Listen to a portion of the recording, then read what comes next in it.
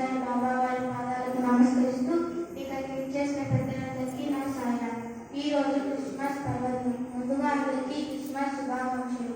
యేసు ప్రభువును స్మరిస్తూ ఆ మహానుభావుల యొక్క గొప్పతనం గురించి ఈరోజు మనం తెలుసుకున్నాం. ప్రతి సంవత్సరం డిసెంబర్ 27న క్రీస్తు జన్మ సందర్భంగా క్రిస్మస్ జరుపుకుంటాము. క్రీస్తు కోసం నిర్వహించిన చర్చిలు ప్రార్థనలలో నుంచి క్రిస్మస్ అనే పదం వచ్చింది. దీనిని ఎక్స్మాస్ అని కూడా అంటారు. క్రీస్తు పదంలో ఎక్స్ అంటే క్రీస్తు పదంలోని మొదటి అక్షరం అని అర్థం. దీనిని చాలా పవిత్రమైన వాక్యముగా వాడుతారు.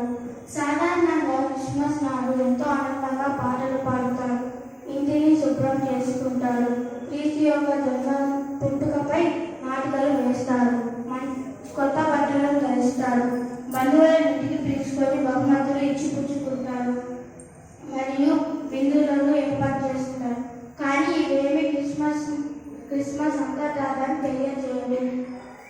యేసు ప్రభువు మన హృదయంలో నింపుకొని ఆయన చెప్పిన మాటలను ఆచరించినప్పుడే ఇది సాధ్యమవుతుంది.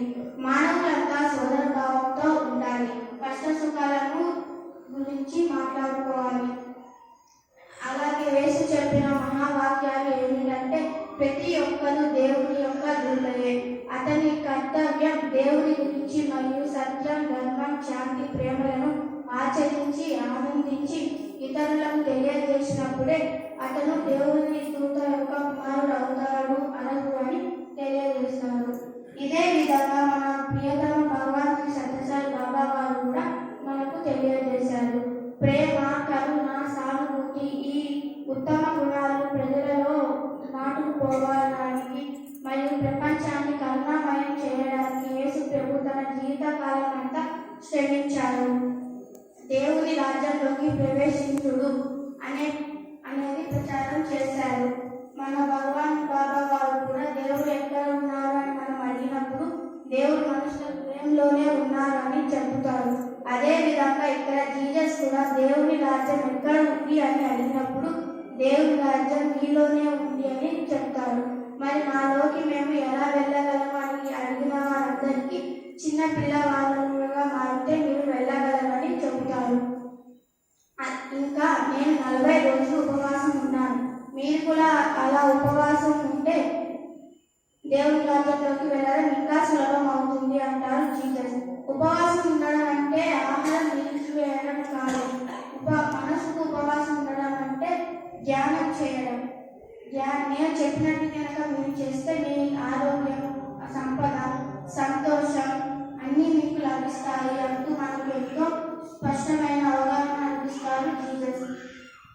జీవితం గురించి తెలిసిన వారికి ఇతరులపై ప్రేమ కలుగుతుంది. దివ్య ప్రేమను పంచిన క్రీస్తు అమృత హస్తాలపై సైనికులు మేకులతో కూర్చుతారు. అలాగే కాంతితో వెలుగుతున్న ఆయన మొహంపై ఉమ్మి వేస్తారు, శరీరం అంతా రక్తంతో నింపుతారు. అప్పుడు యేసు ప్రభు, ఓ ప్రభు, వీరికి ఏం చేస్తున్నారో వీరికి అర్థం అవ్వడం లేదు, కనుక వీరిని క్షమించు తండ్రి అని ప్రార్థిస్తారు. ప్రేమయే దైవము, దైవమే ప్రేమ అని సత్యము బోధించిన దానికి జన్మించాలని జీసస్ అంటారు.